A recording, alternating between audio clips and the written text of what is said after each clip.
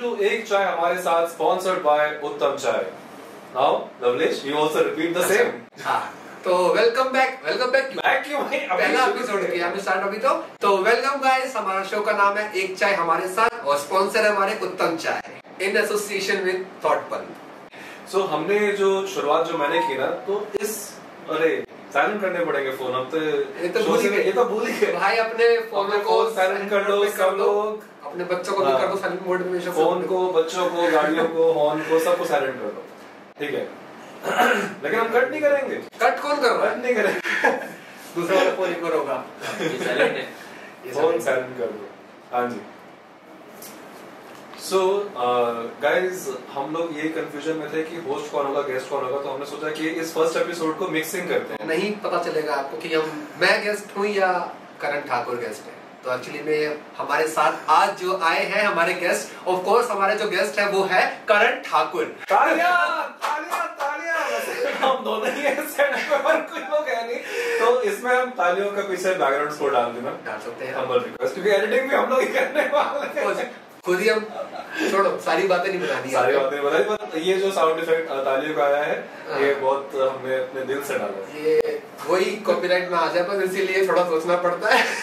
Okay continue. तो कुछ सवाल जवाब ऑफ कोर्स जो इस जैसे शो में होते हैं तो हमने भी एक ये पिटारा बना रखा है जिसको हम बहुत आराम से रिवील करेंगे कि हमने क्या क्या लिखा हुआ है जो उनको नहीं पता. एक्चुअली में गेस्ट हुई है हमारे. मेरा नाम है लवलेश खरेजा और मेरा नाम है करण ठाकुर. अरे ये कैसे करते हैं? पंपल हो गया, कोई दिक्कत नहीं. मेरा नाम है लवलेश खरेजा और मेरा नाम है करण ठाकुर.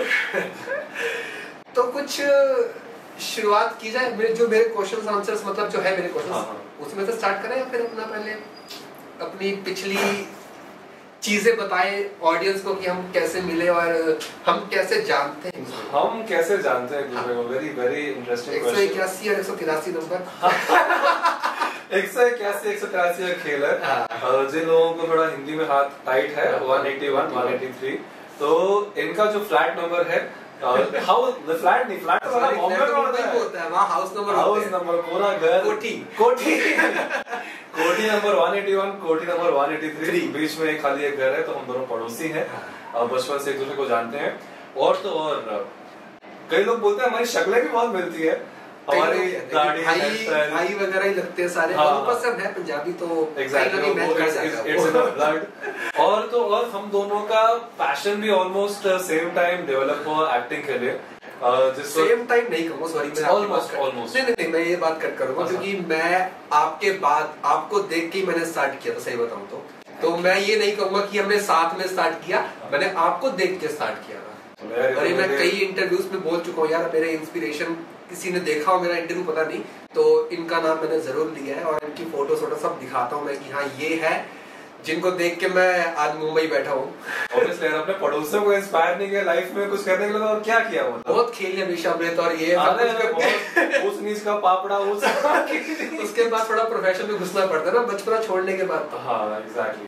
सो यार ऐसे हम एक दूसरे को जानते हैं. हम लोग बचपन से साथ हैं. बचपन से एक दूसरे को कभी एक दूसरे के जो डाउन मोमेंट्स होते हैं उसमें पुश भी करते आए हैं और एक दूसरे के जो विनिंग मोमेंट्स होते हैं उसमें कांग्रेचुलेट भी करते आए हैं. सो यार अपनी मतलब दोस्ती भाईचारा प्रोफेशनलिज्म जो बोलो बहुत तगड़ा है, स्ट्रॉन्ग है. वो हमने बना के रखा हुआ एक्चुअली. सो गाइस मैं आपको बताना चाहूंगा मिस्टर करण ठाकुर जी ने अभी लेटेस्ट नेटफ्लिक्स पे एक वेब सीरीज करी जिसका नाम है पॉडकास्ट. नहीं सॉरी ये पॉडकास्ट करते ना मेरा पॉडकास्ट चल रहा है पोस्ट कार्ड एक्चुअली. और इनके अलावा इन्होंने अवरोध, कमांडो और बहुत सारे सीरियल्स. और ये जो फेस है एक्चुअली में ये टीवी सीरियल वाला फेस नहीं है, ये एड फिल्म वाला फेस है. आपने बहुत जगह देखा होगा कई बैंक की एड्स हो गई या फिर बिस्किट्स की एड हो गई. अरे 100+ खाते हैं और ये मतलब हाँ 100+ एड्स. सो मतलब एक सेंचुरी मार रखी इन्होंने यार. उनका एक रिकॉर्ड है अपना खुद का कि एड फिल्म्स इन्होंने 100 कर रखी है ऑलरेडी. तो यार इसके लिए तो लेकिन तालियां जो है अगेन बॉयज डालेंगे वो. अक्सर लोग ना ये 100 एड फिल्म्स की तारीफ करते हैं जिनको पता चलता है कि हाँ तुमने 100 से ऊपर एड्स किए. बट एक बात बताना चाहूंगा कि ये 100 एड्स के पीछे ऑलमोस्ट 10,000 ऑडिशंस छुपे. यार ये एक ये तो सैल्यूट जाता ही है हर एक्टर को। सीरियसली मैं क्योंकि ना मैं यहाँ पे आते वक्त थोड़ा सा अपना हिसाब लगा रहा था कि फ्रॉम 2010 से अगर मैंने मतलब उस वक्त तो ऐसा हुआ करता था कि बस रोज बैग लेके निकल रहे हैं, आराम नगर, श्रीजी, ओशीवारा और जहाँ जहाँ पे ऑडिशंस हो रहे हैं वहां जा रहे हैं। अपने बैग में कॉलर टी शर्ट, एक फॉर्मल शर्ट और एक टाई भी रखी होती थी कि जहाँ पे sir do I fit the bill करते करते करते तो रोज के 3-4 ऑडिशंस लिए, कभी 5 ऑडिशंस, कभी दिन में 2 ऑडिशंस। तो करते करते मैंने कैलकुलेट किया ऑलमोस्ट 8 से 10,000 ऑडिशंस मैंने पिछले 13-14 साल में दिए हैं। तो बस उसके हिसाब से तो 100 एड्स तो बनती है यार। मैंने इतनी एड्स नहीं करी खैर। हाँ, कोई ऑडिशंस तो मैंने भी इतने दिए होंगे, 10,000 तक तो नहीं पहुंचाऊंगा, लेकिन मतलब ये 4 से 5,000 मतलब ये जो 10,000 का फिगर है ये सब मिला के है। मतलब जो हम घर से ऑडिशन मारते, सेल्फ ऑडिशंस और जो हम जाके मतलब वॉक इन ऑडिशंस और वो सब मिला के मैंने भी दिया मतलब सारे। हां इतनी मेहनत तो यार एक एक्टर ने इतनी मेहनत नहीं की जीवन में तो फिर किसने क्या फायदा। बिल्कुल। और वहां तक पहुंचना ही मतलब वो जो शॉर्ट लिस्ट था ना पहले वाला एक पार्ट, जब आरामनगर जब हुआ करता था, अभी तो आरामनगर वो रहा नहीं ऑफ कोर्स। आरामनगर जो जानते हैं मुंबई में एक फेमस, बहुत एक्टर्स के लिए बहुत फेमस जगह है वो वाली, जहाँ पे ऑडिशंस हुआ करते थे टाइम पे, कोविड से पहले ऑफ कोर्स। उसके बाद सब सेल्फ टेस्ट तो हमने सोचा कि यार हम भी अपने घर पे सेटअप लगाते हैं सब कुछ। सॉरी पहला एपिसोड है ना, चलता है इतना कॉन्शियस हो रहा है। पहला एपिसोड में तो सब गिरा दो लाइटिंग वाइटिंग भी कुछ नहीं बोलेंगे कि चार्जिंग खत्म हो रही है, पता नहीं। सॉरी कोई नहीं, पहला थोड़ा गाइस थोड़ा मैंने वही कि अपना वहां पे एक्चुअली में ऑडिशंस हुआ करते थे, हम भी जाते तो खैर अब भी है, लेकिन अभी वो इतना माहौल वैसा नहीं है कि हम जाके पूछे कि यार डू आई फिट, जो आपने किया वो ऑलरेडी। मैं 2017 में आया था, आपसे 7 साल बाद। तो सोचो मुंबई तो मैं 7 साल बाद आया हूँ आपसे। तो यार ऑडिशंस तो मैंने कम ही दिए होंगे ना फिर। लेकिन फिर भी मैं अपना बताऊं, लुक वाइज हो या फिर कैसे भी हो ना, 90-95% में फिट था मैं। एक 5% जिसमें वो लोग चाहते ही थोड़ा डाउन, मतलब होता है ना कि थोड़ा मतलब उनका कैरेक्टर थोड़ा वैसा चाहिए, तो वहां नहीं फिट करते थे ऑफ कोर्स, क्योंकि वो उनको नहीं जमेगा वहां पे। तो उसके अलावा मैं इसमें मतलब प्राउड फील करता हूँ कि यार मैं 95% फिट होता था। लेकिन वही ऑडिशंस देने मतलब 10,000 मैंने भी दिए होंगे यार, घर पे मिला के। आजकल तो सब सेल्फ टेस्ट ही चल रहा है। तो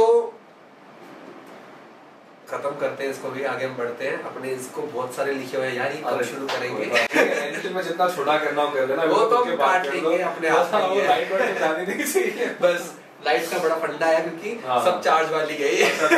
जल्दी करो आने दो क्वेश्चन आने दो। सो पहला क्वेश्चन, अब मुझे पता नहीं, मेरे 2 राइटर्स थे आज के शो के। एक तो हमारे साथ में ही है मिस्टर कपिल गोरी और इशिका खनेजा। खनेजा को तो मैं जानता हूँ। जो लोग मुंबई एक्टर बनना आना चाहते हैं यहाँ पे, उनको क्या मैसेज देना चाहोगे आप, कि कुछ गाइडेंस आपको देना, क्या आप देना चाहोगे उनको, जो नए लोग आना चाह रहे हैं? ऑफ कोर्स अभी पता है क्या है, बहुत लोग घर से ही कर रहे हैं। पैन इंडिया सब कुछ चल रहा है कि भाई हम एक स्क्रिप्ट आपको भेजते हैं, आप कहीं पर भी हो ये बना के भेज दो, कैसे भी लॉक हो जाते हैं आजकल। क्योंकि ये नहीं कि मैं सोचूं आज यहीं पे रह के मुझे काम मिलने वाला, ऐसा भी नहीं है। लोग दिल्ली में रह के मुंबई शूट करने आते हैं, गुजरात रह के करने आते हैं। तो फिर भी जो नए लोग जो एज एन एक्टर आना चाहते हैं, कुछ उनको अपने एक्सपीरियंस शेयर करना चाहोगे या बताना चाहोगे, कुछ गाइडेंस देना चाहोगे? यार गाइडेंस में यही देना चाहूंगा कि 3 तरीके से प्रिपेयर हो जाओ। पहला, इमोशनली, क्योंकि जिस फील्ड में आप कदम रखने जा रहे हो ना, उसमें सक्सेस से ज्यादा फेलियर है। आप अगर 100 जगह अप्लाई करते हो सकता है उसमें से 5 का रिवर्ट आए। 5 के रिवर्ट में से भी हो सकता है एक जगह आप ऑडिशन दो और हो सकता है वहां पे आपका सिलेक्शन हो या ना हो। तो इमोशनली हो सकता है बड़े ऑसम एक्टर हो, पर emotionally you have to be very strong. Second, financially भी आपको एक या तो बैकअप प्लान बोलो या अपना एक सेकंड इनकम बोलो, या कुछ ना कुछ फाइनेंशियली ऐसा होना चाहिए कि ऐसा ना हो कि यार आप यहाँ आए और 1 महीने में आपको लगा भाई कुछ और रास्ता नहीं है पैसे कमाने का, और फिर आप वापस चले जाओ और आप रिग्रेट करते रहो। तो कोई ऐसी एक स्किल आपके पास हो। अक्सर लोग पढ़ाते हैं या फिर एज अ कोरियोग्राफर काम करते हैं या जिम में इंस्ट्रक्टर लग जाते हैं, या फिर कुछ ऐसे यूट्यूबर बन जाते हैं, यूट्यूब में या इंस्टाग्राम पे, या फिर किसी को असिस्ट कर लेते हैं। तो एक फाइनेंशियल आपका जो है प्लान बी होना भी चाहिए। बहुत सारे एक्टर्स ये कहते हैं नहीं यार प्लान बी नहीं होना चाहिए, सिर्फ एक्टिंग पे फोकस करो, लेकिन बहुत जब बिल भरना होता है, रेंट भरना होता है, रिचार्ज करने होते हैं ना, तब जब प्लान बी की ही याद आती है। तो कुछ ना कुछ एक फाइनेंशियल आपका सेटअप होना चाहिए। एंड थर्ड, आप एज एन आर्टिस्ट प्रिपेयर्ड होना चाहिए। सी फर्स्ट इज लाइक इमोशनली प्रिपेयरेंस आपकी बहुत जरूरी है कि आप फेलियर्स को एक्सेप्ट कर सको। सेकंड, कुछ ना कुछ फाइनेंशियल ऐसा आपके पास कोई एड ऑन स्किल्स होनी चाहिए जिससे आप कुछ ना कुछ पैसे कमा सको। और थर्ड, एज एन आर्टिस्ट आप तैयार इसलिए होने चाहिए क्योंकि अगर आप मुंबई में आके सोचो कि मैं यहाँ पे आके एक्टिंग सीखूंगा या फिर मैं यहाँ पे आके अपने क्राफ्ट को पॉलिश करूंगा, तो हो सकता है कि आप और डिले हो जाओ, आप लेट हो। और इसका मतलब ये है कि आपके अंदर वो जो जज्बा है वो बहुत देर से डेवलप हुआ है। एक जो ट्रू एक्टर होता है ना, कहीं ना कहीं उसको बचपन से पता होता है मुझे एक्टर बनना है। और बड़े होकर जो लोग सोचते हैं मुझे एक्टर बनना है, उनको कहीं ना कहीं आसपास के लोगों ने इंस्पायर किया होता है, भाई तू दिखता है इतना अच्छा है, या यार तू इतनी गोरी है, इतनी सुंदर है, तू इतनी लंबी है, तो एक्टर बन जा। फिर वहां से वो चीज आनी शुरू हो जाती है। तो अक्सर ऐसे लोग थोड़े से अनप्रिपेयर्ड आते हैं मुंबई में, और अनप्रिपेयर्ड लोग ना बड़े वल्नरेबल होते हैं, उनको बड़ी जल्दी लोग लूट लेते हैं कि भाई आ जाओ हमारे पास 50,000 का पोर्टफोलियो बनवा लो, 30,000 का रजिस्ट्रेशन करा लो, ये मैं झेला। हाँ तो वो चीजें ना, वो ट्रॉमा बड़ा लॉन्ग लास्टिंग होता है। So be prepared as an artist. कहीं ना कहीं ये तीनों चीजें आपको लगा कि आपके साथ भी ऐसा हुआ था, मतलब प्रिपेयर वाला पार्ट, इमोशनल वाला पार्ट, और सेकंड जो था अपना, ऑफ कोर्स तीनों चीजें मुझे लगी, इसीलिए मैं लोगों को बोलता हूँ भाई ये 3 चीजें प्रिपेयर कर लो। कि मैं भी इमोशनली आप कैसे मतलब प्रिपेयर हो गए थे? मुझे यार इमोशनली मैं बताऊं, मैं जब दिल्ली में मैं घर छोड़ना, मतलब मैंने पता है, मैं अपनी बात चलो थोड़ी काट के बोल रहा हूँ, क्योंकि जब मैं मुंबई आ रहा था तो मम्मी बाहर मुझे छोड़ने के लिए आई थी। जब मेरी कैब मैंने बुक की थी स्टेशन के लिए, मम्मी ने हाथ पकड़ रखा मेरा टाइटली, बहुत टाइटली, और मैं बस टाइम देख रहा हूँ कि यार टाइम आने वाला है, कैब आने वाली है, टाइम देख रहा हूँ कि 2 मिनट रह गए, 3 मिनट रह गए। मैंने जब ऐसे मुंह घुमाया ना, तो बहुत रो रही थी यार। तो ना मुझे उस टाइम पता क्या याद आया कि यार जब एक बेटी बाप का घर छोड़ती है शादी होने के बाद, वो हालत, वो चीज एक बाप बेटी वाले नहीं, एक माँ और बेटे में भी थी यार। बिल्कुल मतलब वो लिटरली मैं कह रहा हूँ इतना रोई थी। फिर एक हमारी पड़ोस में एक आंटी थी, वो भी ऐसी जस्ट रैंडम वहीं से निकली, तो ना पूछा क्या हुआ। उनको देखने के बाद मैंने मम्मी को देखा कि अरे ये क्या सीन है। फिर मम्मी जब गले लगा के रोई, मैंने मम्मी आ जाऊंगा मैं, कुछ भी है। वो वाला पार्ट ना मुझे मुंबई जब मैं आ रहा था ट्रेन में था ना, तो मैं सोच रहा था कि यार नेक्स्ट स्टेशन पर उतर जाऊंगा, मतलब मैं यार नहीं जा पा रहा यार। बिल्कुल पहला स्टेशन आया मथुरा। यार यहाँ से तो स्टेशन मतलब ट्रेन में मिल जाएगी। अगर सोचा कि घूमने गया था तो मथुरा घूम के निकल जाऊंगा, कोई दिक्कत नहीं, वृंदावन घूम घाम में निकल जाऊंगा। फिर अगला स्टेशन मैंने कहा निकल गया ये, तो देखते हैं कि क्या करूँ। मतलब एक फ्रेंड साथ में था, वो कहना कि वो बड़ा मतलब कंफर्ट बैठा हुआ, क्योंकि वो 10 साल से बाहर रह रहा था। तो उसको वो एक वो था कि ठीक है ना, जाना है मुंबई, क्या दिक्कत है, वहां रहेंगे या कुछ भी है। वो भी एक्टर था। तो वो मुझे लगा बड़ा यार कि यार ये चीज तो बहुत मतलब दिल पे हाथ रख के देखो, कभी भाई सच में फटती है सच में उस टाइम तो, कि भाई क्या कर रहे हैं, मतलब कैसे छोड़ के जा रहे हैं, मतलब परिवार छोड़कर बाहर जा रहे हैं। ये चीज ऐसी जगह जो कुछ अनश्योर है सब कुछ। एक तो होता है ना कि आपकी जॉब वॉब लग गई है, तो आप जॉब करने जा रहे हो, आप बिल्कुल ही एक मैदान, खाली मैदान में कूदने जा रहे हो, बस जीरो होके जा रहे हो, कुछ नहीं पता क्या होना है। हर बंदा जब शुरुआत करता क्या था, भाई तुम स्टार्ट जब कर रहे हो ना, आप की बात मेरे ख्याल से वो वाली मुझे पता है कि हम एक कोई भी शो भी कर रहे हो, खत्म होता है ना, अगले शो के लिए हम जीरो ही होते हैं, बिल्कुल। क्योंकि तब फिर ऑडिशंस देना, सब कुछ रेडी होना, वो फिर से स्टार्ट होता है। कितने सारे शोज कर लिए उसके बावजूद हम जाके फिर से स्टार्ट जीरो से ही करते हैं। मतलब वो चीज मुझे लगा कि यार हम इतना, मैंने दिल्ली में किया, दिल्ली में मैंने काफी मतलब एपिसोड्स वगैरह किए थे, वेब सीरीज मैंने वहां भी की थी, एड फिल्म भी की थी वहां पे। लेकिन यहाँ आने के बाद ना उनके लिए था ही नहीं माइंड है कि भाई तूने क्या किया क्या नहीं किया, उससे मतलब नहीं है, तो यहाँ पे क्या करेगा ना आगे, वो मैटर रखता है अभी। बिल्कुल यार, मैं मतलब मेरे साथ भी ऑलमोस्ट सेम ही सिचुएशन थी, पर मेरी सिचुएशन ना थोड़ी पॉजिटिव नोट पे ज्यादा थी। उसका रीजन ये है कि मुझे कहीं ना कहीं पता था कि भाई एक एज के बाद मुझे बॉम्बे आना है to be an actor, to follow my passion. दूसरा ये कि ना मेरे पेरेंट्स भी उस तरीके से सपोर्टिव ही थे कि हाँ यार, और उनको पता था कि चलो ठीक है यार, बड़ा हो गया 22 साल का, अभी कुछ ना कुछ तो करेगा जीवन में, जिसको बॉम्बे जाना है जाने दो। उस तरीके से वो सपोर्टिव थे। मेरा ट्रॉमा पता है कब शुरू हुआ? जब मैं दिल्ली में था तो अगर मैं 10 ऑडिशन देता था तो उसमें से मैं 6-7 में शॉर्टलिस्ट हो जाता था और 2-3 प्रोजेक्ट भी कर लेता था। मतलब दिल्ली में मेरा वो सीन चल रहा था कि यार मतलब लगता था कि ठीक है ना, तो मैं ही हूं। दिल्ली में तो मैं ही हूँ भाई। वो सीन था कि वहाँ पे ना दिल्ली में त्रिवेणी कला संगम है, SRC का, वहाँ पे ऑडिशन होते थे। अब तो पता नहीं होते हैं कि नहीं वहाँ पे, वहाँ ऑडिशंस होते थे और मतलब एक्टिंग भी अच्छी थी, लिखता भी अच्छा था, तो सिलेक्शन भी हो रहा था। तो मुझे लगता था कि भाई ये तो ठीक है यार, बॉम्बे जाके भी हो जाएगा, बॉम्बे में तो इतना काम है। यहाँ आके देखा कि ऑडिशन तो है पर उनको देने के लिए लोग कितने हैं भाई। मैं मना कब आया था, इतनी लंबी लाइन, क्यू शीट पे नाम लिखा हुआ है, 12 बजे का टाइम है। तो आफत है वो, तो मतलब लिख के पहले रुकना ही पड़ता है। 12 बजे का अगर शुरू हो रहा है ऑडिशन, आप 11:30 बजे ही पहुंचो ना, फिर भी आपका नंबर 51 मतलब 52 53 मतलब वो उस लिस्ट में, मतलब वो कौन है 50 लोग तो पहले आके नाम लिख के चले गए कहीं और, मतलब वो फाइट थी ऐसा। तो फिर बॉम्बे आके लगा कि यहाँ पे माना काम ज्यादा है पर यहाँ पे कंपटीशन बहुत ज्यादा है, मतलब हद से ज्यादा कंपटीशन है बॉम्बे में। तो फिर अपने आप को वही इमोशनली और हर रोज प्रिपेयर करना कि नहीं भाई रोज उठो जाओ। And the bad part is and the sad part is कि ना यहाँ पे बॉम्बे में ना आपको पता ही नहीं है कि क्या होगा।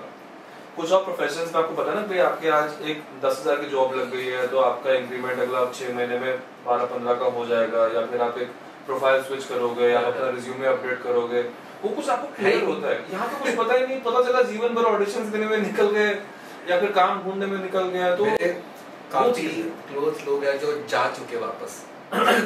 सेम है। उन्होंने यहाँ पे स्कूटी ली, अपना घर लिया, सब कुछ लिया, लेकिन कहीं ना वापस उनको लगा कि यार, और शो भी काफी किया उन्होंने, ऐसा नहीं कि नहीं किया, काफी हद तक काम अच्छा भी किया, नामी लोग हैं, लेकिन अभी बाहर है मुंबई से। यार इस बात से ना मुझे किस्सा याद आ गया, मैं शेयर करना चाहूँ। जब मैं इधर नया बॉम्बे में आया था ना, तो मैं सॉरी यार मेरे मुझे बॉम्बे निकलता, कोई ऑफेंड मत होना। मैं भी मुंबई बोलना मुझे पसंद ही नहीं, मुंबई बोलना, मैं बॉम्बे बोलता हूँ। तो जब मैं बॉम्बे आया तो हम लोग ना कुछ 4-5 दोस्त, सब एक्टर्स ही थे, सब नए आए थे। तो मैं रहता था ओल्ड महाड़ा में, तो वहां पे ऐसी बात कर रहे थे तो अचानक से एक टॉपिक निकला कि भाई तू घर से कितना टाइम लेकर आए। तो एक ने बोला कि यार मेरे तो फैमिली ने मुझे कुछ बोला कि यार 6-8 महीने ट्राई करो, बना तो ठीक है, नहीं तो वापस आ जाना। फिर दूसरे बोला कि नहीं यार मैं तो कम से कम 2 साल का टाइम लेकर आया हूँ, क्योंकि 2 साल तो चाहिए। फिर तीसरा कहता है कि यार नहीं यार 1.5-2 साल में कुछ नहीं होगा, मैं तो अपने घर पे बोल के आया हूँ कि मुझे मिनिमम 3 से 4 साल तो चाहिए। तो उन्होंने मुझे पूछा कि यार तू घर पे कितना टाइम लेकर आया, तो मेरे मुंह से निकल गया यार मैं वापस जाने के लिए नहीं आया।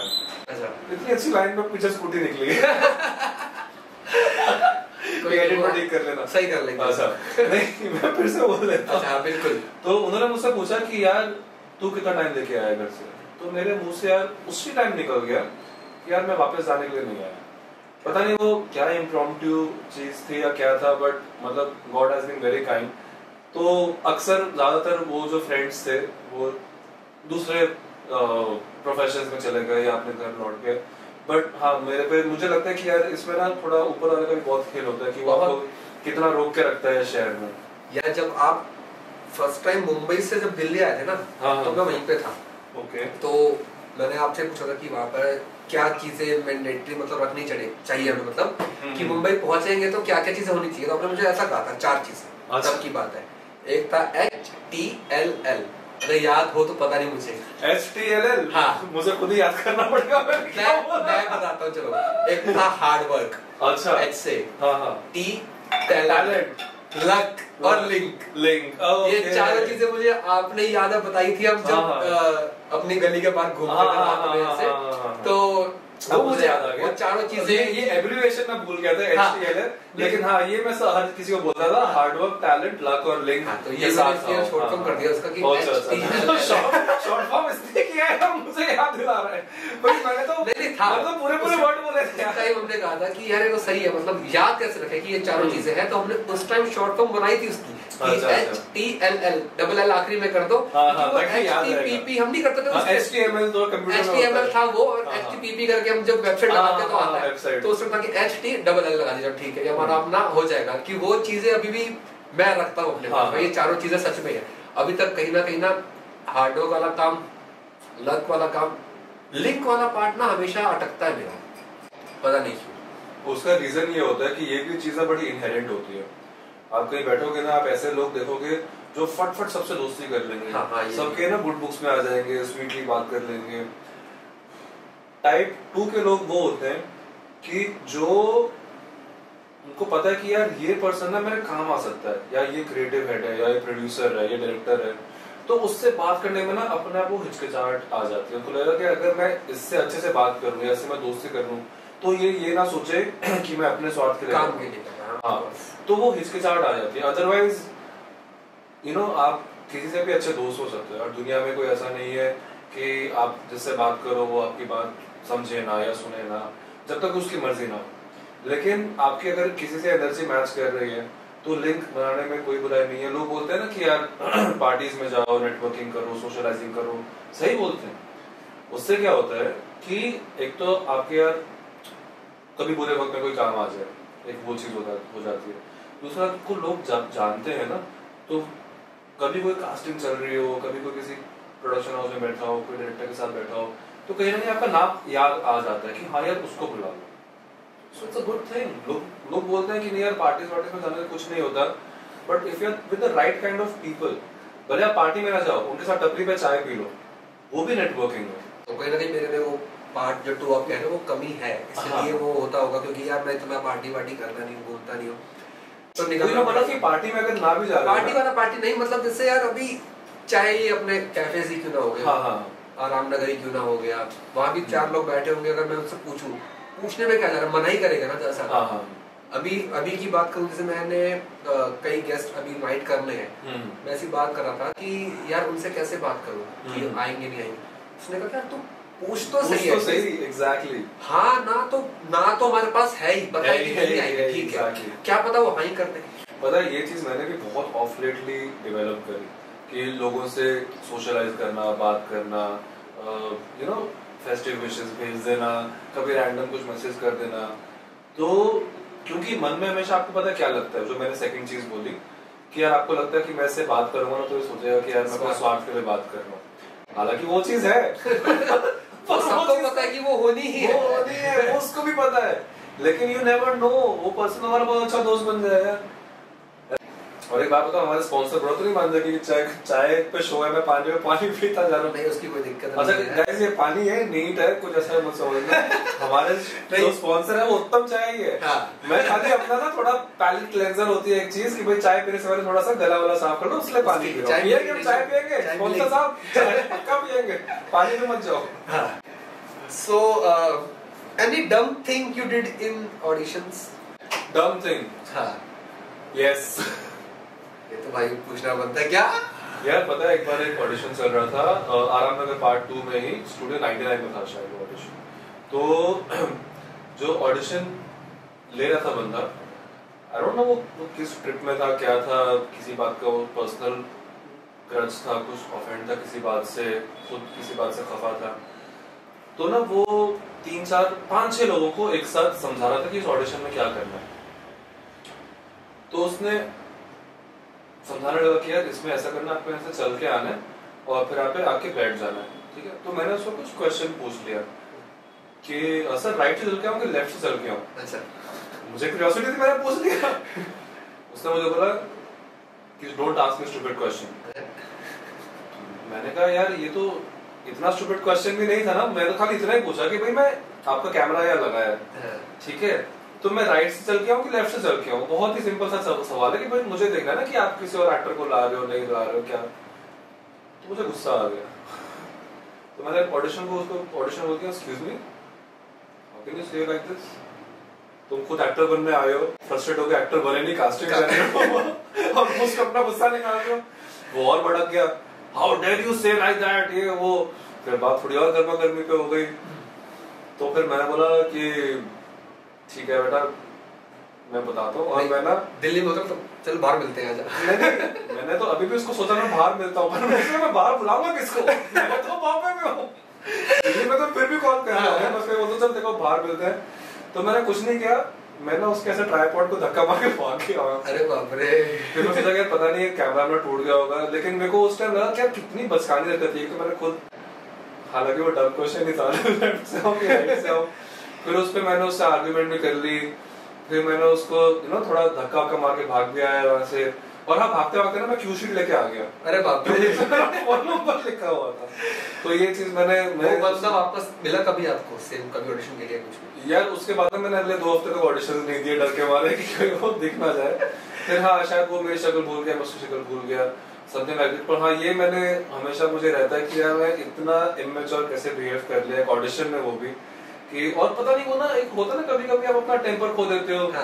कि वो भी गुस्से में था, मैं भी गुस्से में था, तो ये ऐसे गर्मा गर्मी हो गई। बट हाँ, ये मैंने बहुत एक डम चीज की थी लाइफ में, ऑडिशंस का दौरान। सो अभी मैं रोलिंग है ना पक्का? हाँ, रोल कर दे ना भाई। क्योंकि ये बड़ा फंडा रहता है, मतलब शूट ही नहीं हुआ। एक बार तो बाद में बाकी सब चीजें हैंडल कर सकते हैं, शूट नहीं हुआ तो खैर। How and when did you meet your wife? क्योंकि मुझे पता है यार शादी हो चुकी है यार अभी। हाँ जी। मेरे, अरे हाँ, मेन तो बात 1 अगस्त। 1 अगस्त, यस, 1 अगस्त बहुत ही खास डेट है मेरे लिए भी और लवलेश के लिए भी। मेरा बर्थडे और मेरे बेटे का बर्थडे सेम डेट, 1 अगस्त। Yes. और हम इस एपिसोड को एक्चुअली में लॉन्च भी करेंगे 1 अगस्त को।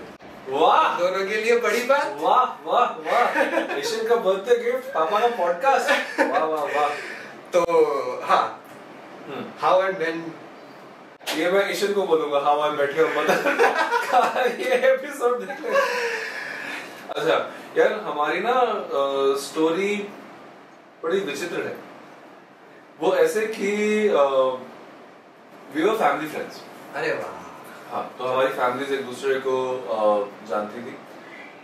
फिर क्या हुआ कि मैं बॉम्बे आ गया था काफी टाइम पहले, और उनकी जॉब लगी बॉम्बे में। शी इज एन HR, तो उनकी बॉम्बे में जॉब लगी। और फिर उनकी फैमिली ने उनको बताया कि करण भैया भी रहते हैं बॉम्बे में। या यू हर्ड इट राइट, करण भैया भी रहते हैं बॉम्बे में। कभी कुछ काम वाम हो तो मिल लेना, कभी कुछ घर वगैरह ढूंढना हो, शिफ्टिंग करानी हो, या फिर शहर में जा रहे हो। तो फिर जब डिम्पल आई बॉम्बे, तो हम मिले। कि जैसे कोई नया इंसान आता है तो बताते हैं ना कि ये लोकल है, ये मेट्रो है, यहाँ से यहाँ जाना है, यहाँ पे यहाँ जाना है, अच्छा रेंट के लिए यहाँ पे घर देखना है, ऑल दोस थिंग्स हैपेंड। फिर हमारा मिलना जुलना और हुआ। फिर भैया धीरे धीरे सैया बन गए। फिर हम लोग, मेरा उस टाइम एक शो आता था, बड़ी दूर से आए हैं, सब टीवी पे। तो उसकी साइंटिस्ट, हाँ मैं साइंटिस्ट का कैरेक्टर था मेरा, साइंटिस्ट राजेंद्र। तो उसकी 100 एपिसोड पार्टी थी। तो फिर डिम्पल ने मुझे बोला था कि यार कभी तुम्हारी ऐसी कुछ कुछ फिल्म पार्टी होगी तो मुझे लेके जाना। मैं आज भी कहूंगा आपको भी मुझे चाहिए ये मुझसे अक्सर, मैं भी लोगों से कहता हूँ, नेटवर्किंग ऐसे ही बनती है।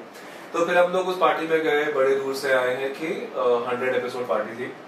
मैं उसकी पिक्चर शेयर करूंगा, तुम दिखा देना, तब मैं क्लीन शेव हुआ करता था। फिर यार तब हम उस पार्टी में गए, फिर और हम कुछ इवेंट्स में गए, और कभी डिनर पे, कभी मूवी पे, जाते जाते इवेंचुअली एक दूसरे से और अच्छी बॉन्डिंग हो गई। एंड यार we found out that we are made for each other.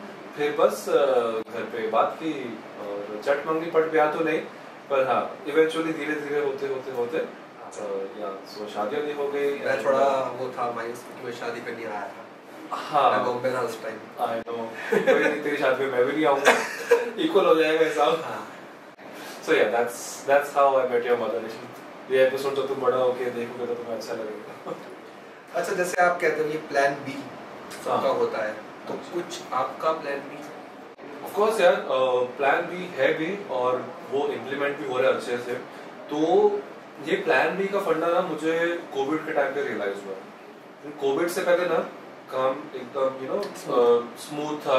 अगर स्मूथ नहीं भी बोल सकते तो इतना स्ट्रेस में नहीं था, क्योंकि कोई ऐड मिल गई, कोई एपिसोड कर लिया, कोई टेलीविजन शो कर लिया, और वेब का उस टाइम पे स्टार्ट नहीं हुआ था इतना। कोविड के बाद या कोविड में ही हुआ, कोविड में ही हुआ है जो है। लेकिन कुछ चल रहा था। कोविड में अचानक से जब घर बैठ गए ना, तो हाथ पाँव फूल गए कि भाई अब क्या करें लाइफ में। तब शादी हो चुकी थी? तब शादी हो चुकी थी। फिर तो कि क्या करें भाई, क्योंकि अब ऑब्वियसली जिन लोगों को पता है बॉम्बे इज सो एक्सपेंसिव, आपके रेंट है, आपके एक्सपेंसिव हैं। तो फिर उस टाइम पे मैंने पढ़ाना शुरू किया। I established one academy known as dreams to goals academy, जहाँ पे मैं एक्टिंग लेसन्स देता था online from kids all across India and abroad. मतलब राइट फ्रॉम दुबई टू एक तो स्टूडेंट मेरा कराची से भी था। क्योंकि जी अपना उस पे गूगल मीट पे तो सब ज्वाइन कर सकते हैं, और कुछ गल्फ कंट्री से थे और कुछ श्रीलंका से भी, मतलब इंडिया से भी बहुत सारे स्टूडेंट्स थे। तो धीरे धीरे करके मैंने रियलाइज किया कि यार अगर आपका कोई प्लान बी होता है ना, तो वो कोई शर्म वाली बात नहीं है। अगर आपको कोई भी एड ऑन स्किल है, तो that was my very very wise decision at that time कि मैंने पढ़ाना शुरू किया, और वो चीज़ आज तक चल रही है। सो अभी भी मैं ऑफलाइन लेक्चर्स देता हूँ काफ़ी स्कूल्स और कॉलेजेस में जाके अबाउट ऑडिशंस, एक्टिंग, इंडस्ट्री, जो भी टॉपिक पे हम बात करते हैं। So that was plan B, teaching. यार ये कोविड वाला पार्ट से ना मुझे अपना एक किस्सा याद आया, क्योंकि सच में वो बड़ा खतरनाक टाइम था, खासकर for freelancers, actors and all. Industry बंद हो गई थी यार, मतलब जिस दिन मतलब मैसेज वगैरह आया था ना कि कल से शूट्स बंद हो रहे हैं, और ऐसे ही ना एक कास्टिंग डायरेक्टर्स या कुछ कोऑर्डिनेटर्स थे ना, उन्होंने मतलब मैसेज किया कि हम शिफ्ट हो गए हैं गोवा में। अच्छा अच्छा। जब यहाँ से सिलवासा और गोवा शिफ्ट हुआ था काफी सारे शोज। बायो बबल में शूट करते वो लोग, मतलब एक रिजॉर्ट में सब। मैं उस पे आता हूँ, बताता हूँ आपको। मैं अभी बहुत तगड़ा वाला किस्सा है, इसको ना मैं बोलता हूँ तो कभी कभी मैं नम भी रहता हूँ आंखें में, मतलब ऐसा वाला किस्सा है, क्योंकि एक टर्निंग पॉइंट भी था ये लाइफ का, मेरी पर्सनल लाइफ का भी। तो जब मैसेज आया ना मेरे पास कि यार गोवा में शूट्स हो रहे हैं, मैंने उससे पूछा कि अगर मैं गोवा होता तो मैं सिर्फ लिखा हुआ आ रहा है कि गोवा बेस्ड आर्टिस्ट चाहिए, अगर मैं गोवा होता तो कह रहा है ये काम तू कर सकता है। तो मैंने पता ऐसे ही मतलब बनाया मूड कि ना मैं जाता हूँ गोवा। अब उस टाइम ट्रेन बस सब बंद था, तो ना मैंने सोचा बाइक से जाऊंगा मैं गोवा। अब बाइक के लिए ना रास्ता पता ना कुछ, उसके लिए मुझे ना चार्जर चाहिए फोन का, जो लगाते नहीं है फोन वाइटर वगैरह। मैं एक यहाँ पे बैराम बाग जगह है ना, वहाँ से स्पेशली शॉप से घूम के ना कि कौन सी शॉप अंदर खुली है, वहाँ से लेके आया मैं वो सिर्फ चार्जर वाला और होल्डर वाला। रात को लेके आया, सुबह 6:30 पौने 7 गणपति बापा मोरया, मैं निकल गया बाइक लेके निकला। पहले पुणे गया, पुणे मैंने नाश्ता किया, वहाँ जाके नाश्ता करने के बाद एक दोस्त मिला, उसने कहा मैं भी चलूंगा। पहले उसका मन था चलूंगा मैं साथ में, क्योंकि वो फोटोग्राफर है। कह रहा मैं कहीं ना कहीं शूट्स वगैरह कर लूंगा, क्योंकि लोग काफी वहाँ पर है तो हो जाएगा, क्योंकि वो बंद नहीं हुआ था, अभी गोवा चालू था उस टाइम। मैं समझ लो 80% रास्ता कवर कर गया ना। एक फ्रेंड कम फैन समझ लो, उस टाइम वो पहुंचे गए थे, काफी लोग जुड़ गए थे मेरे साथ। मैंने भी शो किया था लास्ट साल, तो उसके दौरान काफी लोग मिले थे अच्छे। तो जब मैं मतलब पहुंचने वाला था ऑलमोस्ट, तो फोन आया मेरे पास कि यार यहाँ पे ना कर्फ्यू लग चुका है, आप मत आओ। अरे यार वापस अब मैं अप्रोक्सीमेट वहाँ से जब बॉम्बे से चला था, मैं बॉम्बे ही बोलता हूँ वैसे चला था बॉम्बे मतलब 7 बजे, और 7 बज चुके थे मुझे, 12 घंटे ऑलमोस्ट मुझे हो चुके थे ड्राइव करते करते, राइडिंग करते करते बाइक। मात्र दिखा रहा था 3 घंटे हो। 3 घंटे आगे जाना बेवकूफ़ी है या फिर वापसी 12 घंटे बेवकूफ़ी है। जब बोल दिया उसने कि कर्फ्यू लग चुका है, मैंने कहा अब तो मुश्किल है पीछे जाना, तो आगे जा। उस दौरान ना रास्ते मेरे ऐसे मतलब थे कि बिल्कुल रास्ते भी कर्फ्यू था। आप मानोगे नहीं, आधा घंटा तो कुछ दिखा नहीं मुझे कि कोई बंदा चल रहा हो। अगर मेरी बाइक पंचर हो जाती उस दिन, या मुझे कोई पकड़ लेता, कुछ भी चीज होती, मैं मतलब क्या करता उस टाइम। एक घाट आकर सतारा था वहाँ पे ना मुझे अजीब अजीब साउंड आ रही थी, मतलब जानवरों की, उन चीजों मेरे मतलब पूरा ऐसा होता कि यार क्या करूँ। हेडफोन लगा के ना मैंने भजन ऑन किए थे, और वो रास्ता मैंने ऐसे कवर किया था, क्योंकि वो बिल्कुल शाम ढल चुकी थी, मतलब अपना हल्की अंधेरा नहीं आता, लाइट हल्की हल्की कम हो रही है और अंधेरा बढ़ता जा रहा है, वैसा वाला मौसम टाइम। और बहुत मतलब वो मोमेंट ऐसा था कि भाई स्टार्ट मेरी हो गई थी, भाई ये टाइम है कि तुम्हें दिख रहा है। उसके बाद मुझे एक जगह पहुंच के कोई दुकान के पीछे ना वड़ा पाव मिला, शाम को मैंने वो खाया। जब पहुंचा मैंने ना ऑलरेडी एक दिन पहले ही एक पीजी वाले को फ़ोन किया था कि मैं ऐसे बॉम्बे से आ रहा हूँ, मुझे गोवा में पीजी चाहिए।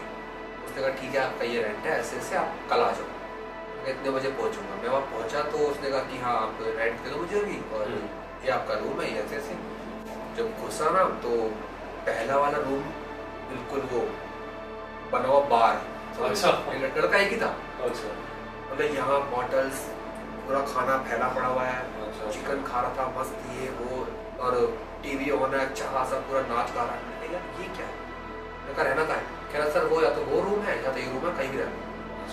यार ये तो मतलब उस टाइम पे वो लगा कि भाई मैं तो गया, कि मैं गलत आ गया यहाँ पर। अभी मैंने खाने के लिए देखा तो भाई जोमेटो से ऑर्डर किया। उस दिन मैंने जोमेटो से ऑर्डर किया, मेरा बिल बना 430 कुछ का, मुझे याद है अमाउंट।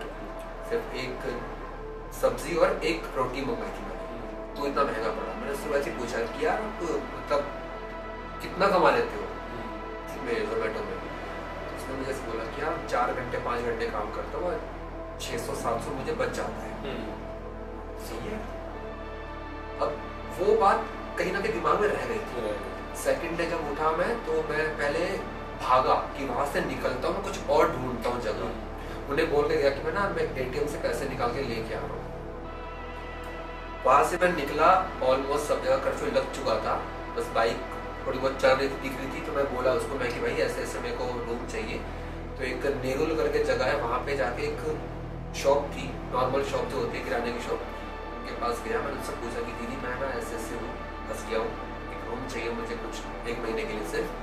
कहते हैं मेरा रूम खाली है ऊपर, वो दे।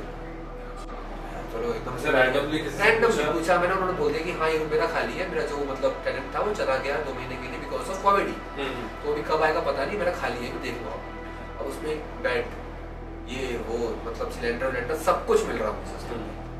मेरे पास कुछ नहीं है, आप कुछ बर्तन मुझे दोगे क्या?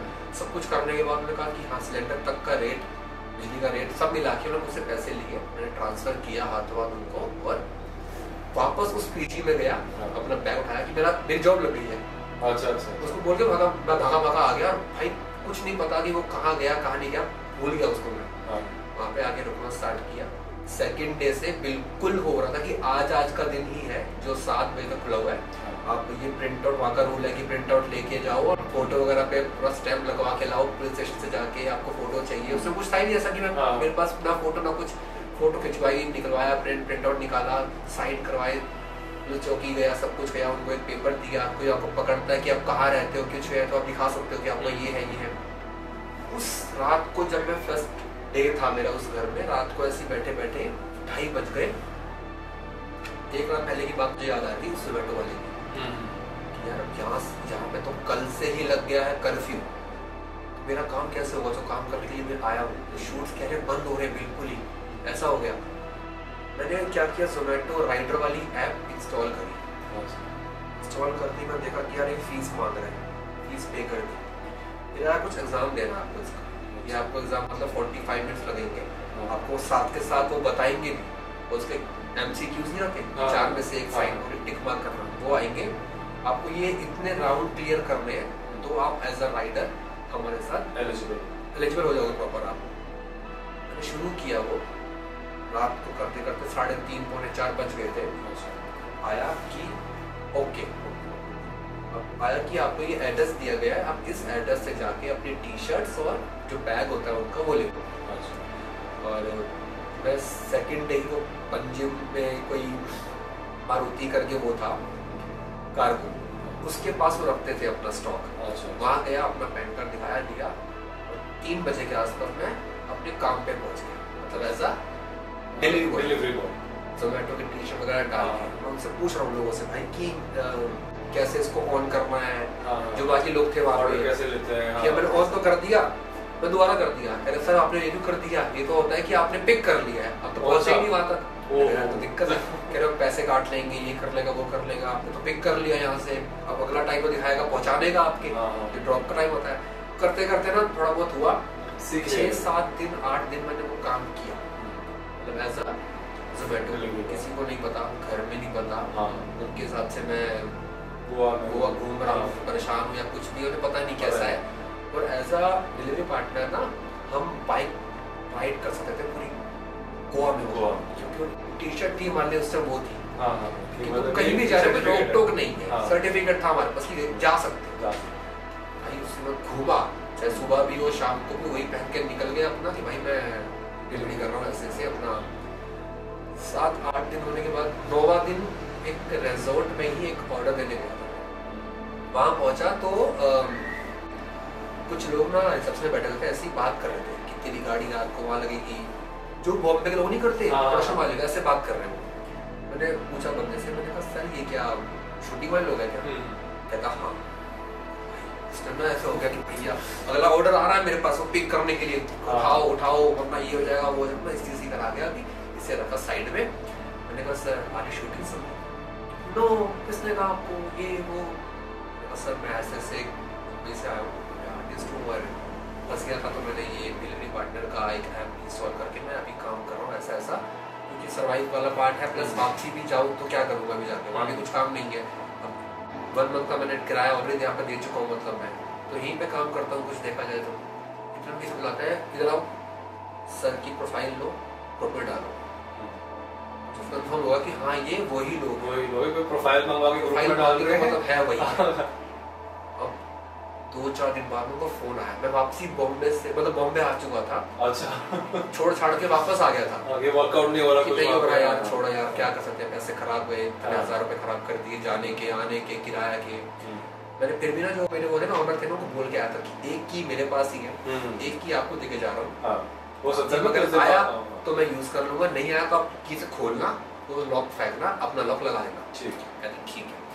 3 दिन बाद मेरे पास फोन आता है ऐसे ऐसे कि सर आप का कल शूट है, यहाँ से बोल रहे हैं। सर मैं तो बॉम्बे हूँ, वापसी कब आ रहे हो? मैंने कहा सर मैं तो बॉम्बे ही रहता हूँ, मैं तो वैसे बॉम्बे से गोवा गया था, कुछ नहीं था तो वापस आ गया।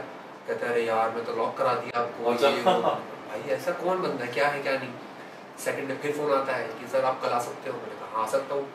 कहते सर मैं आपकी ना टिकट बुक कर रहा हूँ बस की। ठीक है कर दो। करते करते शाम हो गई, कोई रिप्लाई नहीं आया। फिर आया फोन कि सर टिकट्स तो बस की नहीं मिली, क्या मैं फ्लाइट की कर दूं क्या? कहने की बात है तो मैंने कहा हाँ कर दो। तो करते करते मतलब वहां पे पहुंचा, मतलब मैं गुरुद्वारे बैठा हुआ था, वहां बैठे ना, मेरे पास देखा मैसेज आया ऐसे ही कि बोर्डिंग पास। भाई क्या रोया मैं उस टाइम, खतरनाक। मैं जब पहुंचा ना, मतलब मैं ऐसे बैठा दरबार में, मैंने कहा आज मैं कुछ मांगूंगा नहीं ना, मैं रोने वाला हूँ। जो था वो था, जैसा था सबका वही गुजर रहा है, मेरा भी गुजर रहा है, कोई दिक्कत नहीं है, मैं रोऊंगा नहीं। लेकिन यार आज आके तुम्हारे पास जैसे मैसेज आया ना, ऐसे देखा मैंने बोर्डिंग पास, भाई रोना शुरू कर दिया मैंने ऐसे ही। मैं मतलब बात कर रहा हूँ, हंस रहा हूँ। मैंने कहा यार अभी मैंने मना किया था मैं रोऊंगा नहीं, और अभी रोना शुरू कर दिया ऐसे। तो मैं पहुंचा, वो फोन था मेरा बालाजी की टीम से, एक कपूर की टीम से, और कुमकुम भाग्य मुझे मिला था उस टाइम। वैसे मतलब मैं as a delivery boy resort तक पहुंचा, वहाँ कैसे कैसे प्रोफाइल मेरी पहुंची उनके पास, और वो रोल मुझे ऑफर हुआ था। उसके बाद मैंने उन्हीं का एक और शो था मॉल की, वो किया वहीं पर उस गोवा में ही। फिर वो खत्म होते ही उनका एक और शो था ये है चाहते, मैंने वो किया वहाँ पर। तो मैं अगला पिछला सब कवर हो गया। पैसा अच्छा मिला, उनको पता है कि इस टाइम आर्टिस्ट अगर मिल रहा है वहां तक का, पर तुम्हें मतलब ना तुम्हें ट्रैवल पे करना पड़ रहा खास, ना कुछ, सब कुछ उसके पास है ही। तो वो मतलब ऐसा है ना कि वो जब मैंने किसी बंदे को बताया था, और वो बंदी निकली अपना ये टाइम्स ऑफ इंडिया की, तो वो संभालती थी, उसने वो आर्टिकल डाला। उस आर्टिकल के दौरान मेरे कम से कम 17-18 और आर्टिकल्स आ गए थे मेरे पास। तो एक प्रोफाइल अच्छी बन गई थी, और भी कि भाई इतना बड़ा पीआर सिर्फ एक इससे चले गया पता कि भाई देखो ये चीज उनके लिए मसाला था। ऑब्वियसली स्टोरी अच्छी है। स्टोरी मतलब मैंने किसी और को बताई थी ऐसी, मैं सबको बताया नहीं रहते, क्योंकि मैं पहली बार ही ये किसी लाइव वीडियो पे मतलब बता रहा हूँ मैं। किसी को अगर बताई भी है तो फोन पे या फिर किसी आर्टिकल जो किसने छापा था वही था बस। तो वो ऐसा मूवमेंट मतलब कि यार कुछ भी हो सकता है। बिल्कुल यार, ये इंडस्ट्री ही मिरेकल्स से बनी है। मतलब किसी ने कोई सपना देखा, फिर उसको एग्जीक्यूट किया, या फिर किसी ने कोई बहुत चाह से, चाहे वो थिएटर हो, चाहे फिल्म हो, चाहे म्यूजिक हो, चाहे स्टोरी हो, चाहे एड फिल्म हो, चाहे म्यूजिक वीडियो हो, एक विजन होता है ना हर इंसान में कि मुझे कुछ बनाना है, और वो कुछ अद्भुत ही कई बार बन जाता है। कुछ नहीं पता मेरी इस कहानी पे कुछ फिल्म बन जाए, यू नेवर नो। कि एक डिलीवरी वाले बंदे को, मतलब जैसे अभी वो कौन सी मूवी आई थी, निकला पोस्टर फटा, क्या था वो, कुछ था ना, फटा पोस्टर निकला हीरो, कुछ करके आई थी मेरे ख्याल से, शायद था उसमें फटा पोस्टर निकला हीरो, मतलब कुछ वैसी ही फिल्म होती है जिसकी भाई ये और ये वाला पार्ट, वही हिसाब किताब था कि यार एक डिलीवरी बंदा, जैसे जोमेटो आजकल हम खुद सामान मंगाते हैं, खाना मंगाते हैं, कि वो बंदा तुम अगली बार टीवी में देख रहे हो। बिल्कुल बिल्कुल यार। सो इस इंडस्ट्री का ना, सच में बोल रहा हूँ यार, कुछ पता नहीं होता, शायद इसीलिए भी यहाँ पे ना इतने लोग ट्राई करने आते हैं इस इंडस्ट्री में। उसकी कोई उम्र नहीं है, पहली बात तो ये कि कोई उम्र नहीं है, कोई उम्र नहीं, कोई क्वालिफिकेशन नहीं, बूढ़े तक। देखो आपको अगर डॉक्टर बनना है तो एमबीबीएस करनी पड़ेगी, सीए करना तो सीए के एग्जाम क्रैक करना पड़ेगा, इंजीनियरिंग करनी है तो फिर तो बीटेक करनी पड़ेगी, but this is one profession. अब ये प्रोज एंड कॉन्स दोनों आते हैं इसमें, कि आप तो भाई उठ के आ जाओ मुझे एक्टर बनना है, चाहे आप एनएसडी करके आ जाओ, बोलो भाई मुझे एक्टर बनना है, कई बार उनको भी फिर काम नहीं मिल पाता। तो इस इंडस्ट्री में इट्स अ वेलकमिंग इंडस्ट्री यार, आप किसी भी caste, colour, creed, gender, sexual orientation के हो, इट्स अ वेलकमिंग इंडस्ट्री। शायद इसीलिए यहाँ पे कंपटीशन भी बहुत ज्यादा है। आपको कोई फोबिया है क्या? और उस फोबिया की वजह से मेरे काम भी छूटे हुए हैं। अरे तो भाई पता है मुझे ना कुत्ते बिल्लियों से डर लगता है। No offence to all the animal lovers, आप एनिमल लवर हो, मैं एनिमल हेटर नहीं हूँ, I am just afraid of animals. तो कई बार ना ऐसा कुछ पेडिग्री की ऐड है या कुछ ऐड में आपके ऊपर कुत्ते होते चढ़ रहे हैं, तो वो काम मेरे हाथ से निकला भी। और एक बार ना बजट बहुत अच्छा था तो मैंने बोल दिया, कुछ ना ₹1,00,000 बजट था ऐड का, जिसमें ना पपीज आपके आसपास होंगे, पपीज आप खिला रहे हो, तो मैंने कहा छोटे कुत्ते हैं ना, काटेंगे नहीं, पपीज ही तो है। बट वो डायरेक्टर जो था ना, उसको शक था इस बात का कि भाई ये बंदा कुत्तों के आसपास इतना कंफर्टेबल हुआ कि नहीं। उसने रिहर्सल पे बुला लिया, मुझे लगा खाली मुझे रिहर्सल पे बुलाया, उसने छोटे छोटे कुत्तों को भी रिहर्सल पे बुलाया हुआ था, और वहां मेरा वो फोबिया पकड़ा गया। तो हाँ, ये एक मेरा डर है कि मैं ना जब आसपास थोड़े डॉगीज, कैट्स होते हैं, खासकर शूट पे जब कैमरा भी चल रहा होता है और ना मुझे एक्टिंग करनी होती है, वैसे मैं उसको हट शूट कर दूंगा, लेकिन अभी टेक के बीच में कैसे करूं। तो हाँ, ये मुझे थोड़ा डर लगता है, ये मेरा एक फोबिया है एनिमल्स का, जो मैं बहुत कोशिश करता हूँ मैं ओवरकम करूँ, मैं उनको प्यार करूँ, उठाऊँ, खिलाऊँ, ताकि मुझे एटलीस्ट जो कभी कभी काम मेरा जो फंस जाता है उसकी वजह से ना फंसे, बट वो मैं उससे ओवरकम नहीं कर पाया। फोबिया ऑफ पेट्स, ध्यान रखना। कुछ काम कराना होगा तो पीछे कुत्ता छोड़ देंगे। यार ये भी हो सकता है, गलत क्या बोल दिया, अपने मेरे पत्ते खोल दिए। आप अपने कुत्ते मत खोल देना, पत्ते खोलने के बाद ये अच्छा था। सो मैं एक और क्वेश्चन पूछूंगा आपसे कि जब आपको काम मिलना शुरू हुआ था, तो जब आप फेमस हुए ऑफ कोर्स, तो लगा कि yes now I am successful, लगा ऐसा, या फिर उस टाइम लगा कि हाँ मैं, मतलब दिमाग में चढ़ गया था कि मैं सक्सेस, मेरा मिल गया मुझे आज सब कुछ? यार सक्सेसफुल तो नहीं लगा ऑनेस्टली, पर तब लगा कि यार काम शुरू हो चुका है, मतलब आई एम देयर। वो ये था कि सक्सेस तो मैंने नहीं सोचा कि मैं सक्सेसफुल हो गया उस वक्त, क्योंकि एज भी बहुत कम थी जब मुझे नया पहला शो मिला था। तब ये लगा कि नहीं यार I am at the right place, वो चीज आ गई थी, और थोड़ा बहुत सक्सेस का नशा भी आ ही गया था। नशा सक्सेस का था या फिर कि भाई पैसा भी आना है और वो फेम भी मिलना है, नशा उसका था? दोनों चीजों का था, दोनों का कॉम्बिनेशन था। क्योंकि यार मेरी ना उस वक्त एज थी कुछ 22-23 साल की एज थी, मेरा 6000 पर डे था और मैं महीने के 20 दिन शूट करता था। तो एक 22 साल का लड़का जब महीने के ₹1,00,000 कमा रहा है, तो आप सोचो ना कि वो किसी दुनिया में होगा भाई। तो वो चीज थी, पर उसके ना कुछ कॉन्सिक्वेंसेस भी मैंने फेस किए। वो तो हाँ बनते भी है। हाँ, क्योंकि ना हमको लगता है कई बार कि हम बड़े सक्सेसफुल हो गए, पर वो सेम चीज हो सकता है कि चैनल वाले या कंटेंट हेड या प्रोडक्शन हाउस या डायरेक्टर्स ना सोच पा रहे हो। मुझे अपने दिमाग में था कि भाई मैं तो करंस का पैदल लीड हूँ, लेकिन जब वो शो बंद हुआ ना, तो मुझे कई लोगों ने बोला अरे जरूरत नहीं है ऑडिशन देने की, भाई तेरे को सामने से काम आएगा।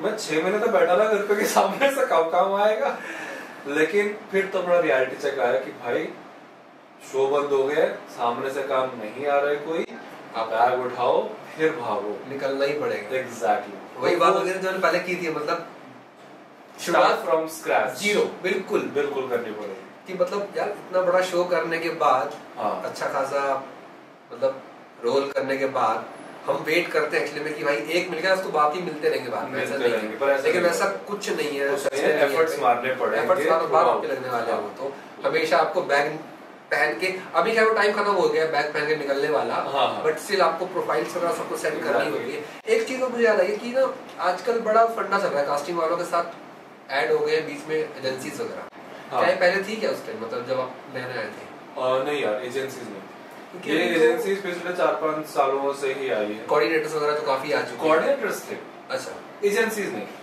कोऑर्डिनेटर्स थे। लेकिन जो एजेंसी अभी जो मुझे लगता है हर एक इंडस्ट्री में ना कुछ चेंजेस आते हैं। जैसे अभी पिछले कुछ सालों से मैं देख रहा हूँ कि यार इंस्टाग्राम प्रोफाइल, फॉलोअर्स, ये तो बहुत ब्लू टिक, ये सब चीजें बहुत है कि आपकी गूगल प्रेजेंस कितनी है, वो चीजें बहुत इंपॉर्टेंट हो गई है। एक टाइम होता था जब अगर आप FTII, NSD, BNA इन इंस्टीट्यूट से हैं तो आपको बहुत ही ज्यादा रिस्पेक्ट दी जाती थी और आपको काम मिलना कंपैरेटिवली आसान होता था। कि मैं डायरेक्टर से बोला यार आई एम फ्रॉम NSD, अब वो चीजें चेंज हो गई हैं। लेकिन मैंने देखा आज भी मतलब लोग प्रेफर करते हैं कि प्रेफरेंस थिएटर ग्रुप्स हो, थिएटर बैकग्राउंड हो। नहीं, depending on the requirement. Okay, यहाँ आजकल ना हर एक कास्टिंग एजेंसी सोशल मीडिया वाला पार्ट ज्यादा हो गया। नहीं, आजकल हर एक कास्टिंग एजेंसी में फोल्डर्स बन गए हैं। उनका फोल्डर एक है कैरेक्टर फेसेस का फोल्डर है, उनका एक फेसेस है लीड फेसेस का, उनका एक फोल्डर है मॉडल्स का। उनके अंदर भी होता होगा 25+, हाँ, फोल्डर के अंदर फोल्डर है 30+। तो उनका एफर्ट नहीं है, जहाँ उनको रिक्वायरमेंट आई अपना फोल्डर खोला, उस फोल्डर के ऑप्शन को देखा। हो सकता है जो मॉडल हो वो एक मॉडल फेस को ढूंढ रहे हैं, वो एक बहुत ही अमेजिंग एक्टर हो, लेकिन उनके लिए वो मॉडल है, इसको इससे खाली शक्ल अच्छी है, उसको मॉडल वाला काम दे दो। हो सकता है कि जो एक कैरेक्टर फेस ढूंढ रहे हैं, NSD या BNA का पास आउट है, उनको उनके हिसाब से यार थिएटर एक्टर है, तो इसको ना कोई मोनोलॉग आएगा या चैलेंजिंग रोल आएगा तब इसको देते हैं थिएटर एक्टर है। भाई हो सकता है वो बंदा भी एक अच्छी फिजिक मेंटेन करके मॉडल वाला काम कर सकता है, लेकिन आपने उसको टाइप कास्ट कर दिया। तो टाइप कास्ट बहुत जल्दी हमारे इंडस्ट्री में लोग हो जाते हैं। एक चीज मैंने और मतलब झेली है अपने लाइफ में इस इंडस्ट्री में और कास्टिंग वालों के साथ। एक बार ना मैंने मतलब वर्टिकल फॉर्मेट में ऑडिशन भेज दिया था। और मैंने बहुत मेहनत करके रिकॉर्ड लाइटिंग वाइटिंग करके भेजा। कुछ टाइम मतलब ऐसा था मैं भूल गया उसको करना या फिर कैसे भी उसने मुझे रीशूट करने के लिए, मतलब रीटेस्ट करने के लिए कहा था। क्योंकि क्या उसको ऊपर से ऑर्डर आया है, पर उसका रीजन ये होता है हम तो एज एन एक्टर अपना काम तो उतना वैसे ही करेंगे ना। हम जब ऐसे फ्रेम में भी है तो ये और ये साइड तो खाली पड़ा हुआ है। नहीं, अब चीजें चेंज हो चुकी है। अब एक एक्टर को सिर्फ एज एन एक्टर नहीं समझा जाता, अब ये समझा जाता है कि अगर आप एक एक्टर हो आपको टेक्निकल नॉलेज भी होनी चाहिए, आपको फ्रेम्स पता होना चाहिए, आपको माइक पता होना चाहिए, आपको मूवमेंट पता होना चाहिए, आपको क्यूज देने के लिए कोई होना चाहिए। अगर क्यूज देने के लिए कोई नहीं है, आपको रिकॉर्डिंग आनी चाहिए। अच्छा, कि आप अपने को एक्टर के क्यूज अपने टेक के बाद रिकॉर्ड करो और उसको एडिट करके भेजो। इतनी एक्सपेक्टेशंस बढ़ गई है एक्टर से। ये भी झेल चुका हूं तो और ये वर्टिकल और हॉरिजॉन्टल का फॉर्मेट का फंडा यही है कि यार जो कास्टिंग डायरेक्टर्स होते हैं वो लैपटॉप पे टेक्स देखते हैं। हाँ। वो आगे एजेंसी में भी जो जाती हैं वो लैपटॉप पे बड़े स्क्रीन पे। लेकिन ये चीजें अब मैं कहूँ, मैंने जब एक एजेंसी में मतलब गया था तो कुछ बड़े एक्टर्स थे उसके अंदर, उन्होंने भी सेम भेज रखा था वर्टिकल में, लेकिन उनसे नहीं कहा जाता क्योंकि वो सामने से गाली देंगे ना भाई। आप तो बोलो कि हाँ सर ठीक है आधे घंटे में भेज देता हूँ, सामने बोला अच्छा तो मुझे बता रहा है कि हॉरिजॉन्टल या वर्टिकल। यार ये तो बड़ा वो लग रहा है मुझे कि भाई ये तो है उसने तो मतलब काम किया है तो मतलब जैसे मर्जी बना के। और मैंने एक और किसी का टेक देखा, पीछे हाथ में कैमरा लेके मेट घूम रही है ऐसे, और वो बस बना के भेज दिया, ओके हाँ ठीक है सर, हाँ बस ओके। एग्जैक्टली, क्योंकि क्लाइंट ने बोला है ना यार मुझे इसका टेक चाहिए, जैसे मर्जी दे दो, मुझे इसका टेक चाहिए।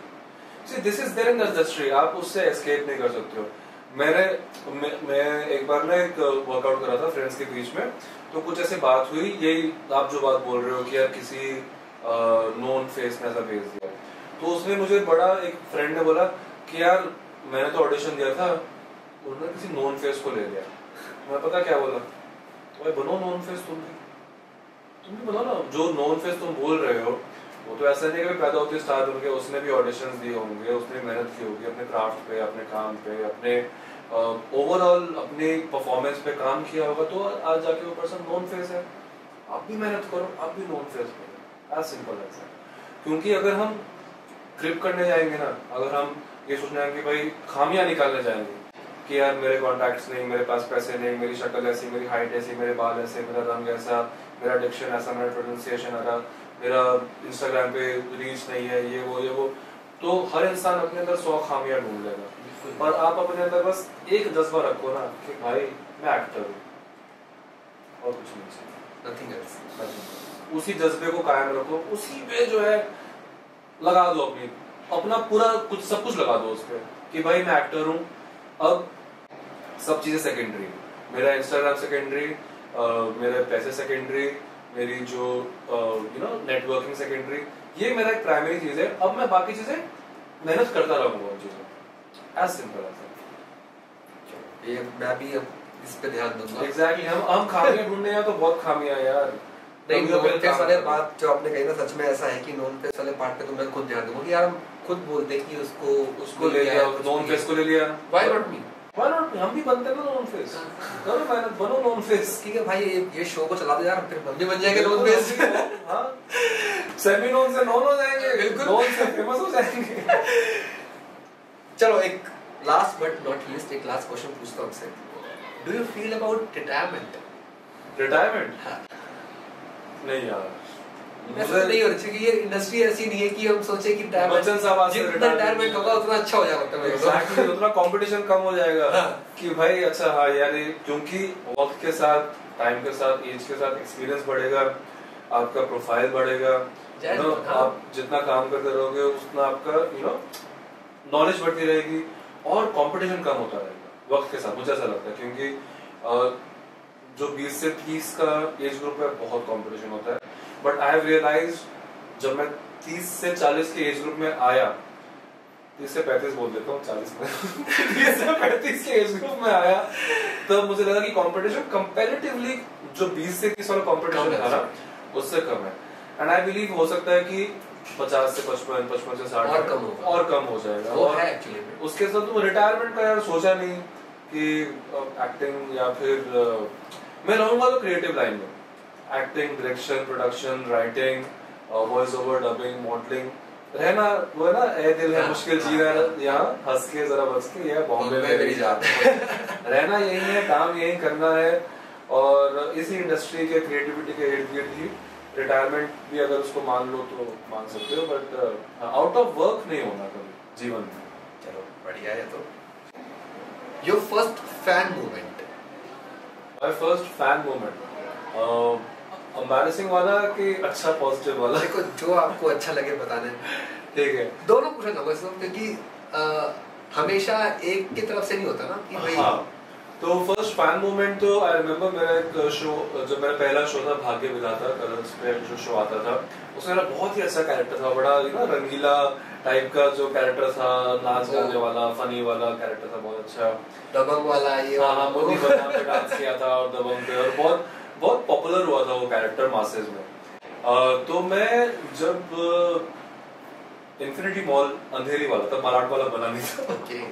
अंधेरी, हाँ, तो काफी टाइम पहले की बात हो गई है, बुरा फील होता है।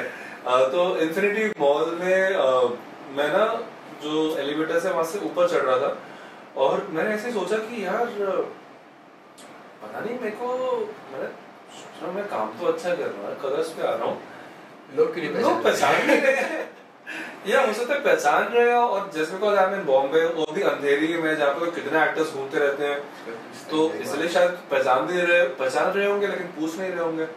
तो फिर ना मैं एक एलिवेटर के ऊपर जा रहा है और एक एलिवेटर नीचे आ रहा है, तो जो एलिवेटर नीचे आ रहा था ना, वहां से आवाज आई, मम्मी प्रेम प्रेम प्रेम प्रेम, मेरा कैरेक्टर का नाम प्रेम था। वो देखो प्रेम प्रेम प्रेम। दिखाना चाहूंगा इस बात पे। हाँ ये देखो, आज तक आपके,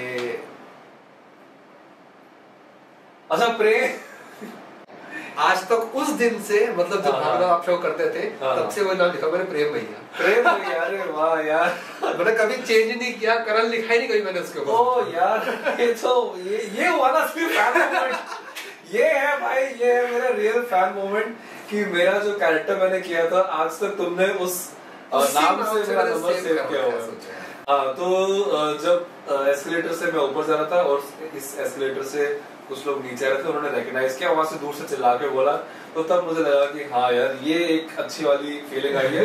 फिर जब मैं ऊपर पहुंचा, वो दूसरे एस्केलेटर से ऊपर आए, अच्छा, और बोला कि यार आपका हमने शो देखा, बहुत अच्छा लगा, अच्छा काम कर रहे हो, मजा आता है आपकी एक्टिंग देख के। मैंने कहा थैंक यू सो मच। एक वो मोमेंट था। और फिर उस शो के दौरान ना कई बार हमारा सेट फिल्म सिटी में ही था, तो फिल्म सिटी में अक्सर लोग आते थे शूट देखने के लिए। तो वहां पे क्या हुआ कि कुछ एक फैमिली आई और बच्चे भी आए, तो वो ना बच्चे ऑटोग्राफ ले रहे थे, उनको बड़ा वो था फैसिनेशन कि वही एक्टर्स हैं, ऑटोग्राफ लेते हैं। तो मैंने ना उस टाइम कभी ऑटोग्राफ दिया नहीं था ज्यादा, तो मैंने कहा चलो ऑटोग्राफ देते हैं। तो मैंने बोला आपका नाम क्या है? तो बच्चे थे, उसने बोला कुछ तो अर्चना ऐसे कुछ नाम बताया था। तो मैंने ऐसे लिखा उसके उसमें नोटबुक पे, with lots of love to Archana from Karan, ऐसे किया। हमारा ये लो बेटा, मम्मी भैया की राइटिंग कितनी गंदी है। यार एक तो मैं इतना अच्छा ऑटोग्राफ दिया, पूरा लिख के दिया, with lots of love, God bless you। मैंने कहा अरे यार, उस टाइम ना फिर मैंने आगे से सोच लिया साला ऑटोग्राफ कुछ नहीं, फोटो खिंचवाओ, सेल्फी लो, फोटो खिंचवाओ नहीं, यार राइटिंग मेरी इतनी गंदी है कि फिर मैंने ऑटोग्राफ देना बंद कर दिया लोगों को। These were two, दोनों हो गए। तो हाँ, ये अच्छा वाला भी होगा, अच्छा वाला भी, बुरा वाला भी, क्योंकि भाई फर्स्ट टाइम किसी ने पूछा ऑटोग्राफ के लिए, और मैंने कितनी गंदी राइटिंग है, उसने अपनी मम्मी को कंप्लेंट कर दी, मम्मी भैया की राइटिंग कितनी गंदी है। So I was like, okay, इस बार में गौर किया, कुछ गौर, अगली बारी बस ऐसे फोटो खिंचवा लो, स्टैम्प बनवा लो सीधा, स्टैम्प ये लो। तो अभी हम इस पॉडकास्ट को, इस एपिसोड को यही खत्म करते हैं। और बहुत बहुत अच्छा लगा, बहुत टाइम बाद हम मिले हैं एक्चुअली में। मुंबई साथ, मतलब मुंबई रहते हैं, वहाँ जबकि हम साथ मिलते थे, रोज मिलते थे, तो यहाँ हमें कम से कम 5 साल हो गए रहते हुए साथ में, और हम फर्स्ट टाइम बैठ पा रहे हैं ऐसे मेरे ख्याल से। मुझे लगता है ये डेस्टिन्ड था कि हमारा इस तरह से सेट पे मिलना, पॉडकास्ट पे बैठना और फर्स्ट एपिसोड का गेस्ट होना। कभी मेरे ख्याल से कहीं टकराए हो तो पता नहीं मुझे, लेकिन नहीं, सिर्फ होता है कि हाँ इस हफ्ते, अगले हफ्ते या अगले महीने प्लान करते हैं, लेकिन नहीं मिल पाए थे। फाइनली आज हम ये मिल भी लिए, और हमने अपना पहला एपिसोड भी यहाँ शूट कर लिया, आरंभ हो गया है। तो इस शो को आगे ऐसे आप प्यार देते रहिएगा, हमारे एपिसोड को, हमारे एक चाय हमारे साथ इस शो को, और प्लीज ना अपना काम कर दीजिए यार, like share and subscribe. Thank you so much. अभी हमारा जो स्पॉन्सर, हमारा उत्तम चाय, उनकी साइड से ये एक बहुत अच्छा गिफ्ट है, गिफ्ट हैम्पर है, जो मिस्टर करण ठाकुर जी को देना चाहेंगे। सो ये आपके लिए एक छोटी सी भेंट हमारी तरफ से। Thank you so much. खोल के दूं? बिल्कुल। वाओ, सो उत्तम चाय, thank you so much for this lovely gift hamper. और ये ग्रीन टी एक्टर्स के लिए चाहिए, एक्टर्स के लिए मैंडेटरी हो गई है। और अरे वाह, Darjeeling T, okay, end of course these उत्तम चाय के पैकेट्स। सो यार बचपन की यादें ताज़ा हो जाएगी उत्तम चाय पी के। तो ये बचपन से पीते आ रहे, सच में दिल्ली में पिया करते थे उत्तम चाय, और अब बॉम्बे में भी पीऊंगा मैं उत्तम चाय। Thank you so much Uttam chai for this lovely gift hamper. Thank you so much Lovelesh for inviting me to your podcast. Thanks to you too for coming, अपने इतने बिजी शेड्यूल वगैरह निकाल के जो यार एक्टर जो पहुंचता है ना, उसके लिए सच में एक सैल्यूट बनता है, क्योंकि यार नहीं बोलना चाहिए वो, क्योंकि पूरा दिन कहीं और शूट पे या कुछ जगह लगे होते हैं हर इंसान, उसके बाद एक टाइम निकाल के आपको यहाँ भी आना पड़ता है हम जैसों के लिए, तो फिर thank you so much. I really feel कि जो ऐसे प्लेटफॉर्म्स होते हैं पॉडकास्ट के, इंटरव्यूज के, वहाँ पे ना आप अपनी जो जर्नी रिलीव करते हो ना, वो रिकॉल होता है, तो उसका एक अपना मजा होता है, एक अपना नॉस्टैल्जिया होता है। आप रिलीव कर रहे हो, आप उन मोमेंट्स पे वापस जा रहे हो, फिर कुछ बातें हो रही है, कुछ हंसी मजाक हो रहा है, तो इट्स लाइक एक थोड़ा रिजुविनेट हो जाते हो ऐसी चीजों से। तो हमें बुलाओ, एंड अगर आप भी पॉडकास्टर है या इंटरव्यूअर है तो मुझे बुलाओ, मैं अच्छा कंटेंट दूंगा, अच्छे व्यूज भी दूंगा। But on that note, thanks again. So आज के हमारे गेस्ट थे मिस्टर करण ठाकुर। इनके साथ बात करके बहुत अच्छा लगा। आपके साथ हम नए गेस्ट को लाते रहेंगे। और थैंक यू फॉर वॉचिंग एक चाय हमारे साथ, sponsored by Uttam chai in association with Thoughtpal. Thank you so much.